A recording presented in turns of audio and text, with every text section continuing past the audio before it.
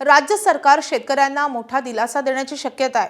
परदेशी समितीच्या अहवालात 35 लाख शेतकऱ्यांना कर्जमाफी मिळण्याचा अंदाज वर्तवला जातोय। सरकारमधल्या सूत्रांनी एबीपी माझाला ही माहिती दिली आहे। अंतिम निर्णय होईपर्यंत लाभधारक शेतकऱ्यांची संख्या वाढू शकते, असंही सूत्रांच्या हवाल्याने कळतंय।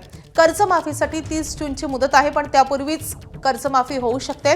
शेतकऱ्यांचे 2 लाखांपर्यंतच कर्ज माफ केले जाणार आहे। शेतकरी कर्जमाफी 25,000 कोटींची असण्याची शक्यता आहे।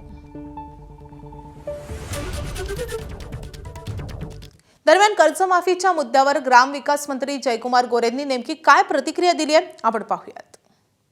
माननीय मुख्यमंत्री महोदयांनी निर्णय घेतला, आपल्याला कल्पना असावी की अधिवेशनामध्येच निर्णय घेतलेला आहे आणि 2 लाखापर्यंत शेतकरी बांधवांचं कर्ज जे थकीत आहे त्या शेतकरी बांधवांचं कर्ज माफ करण्याचा निर्णय घेतलेला आहे।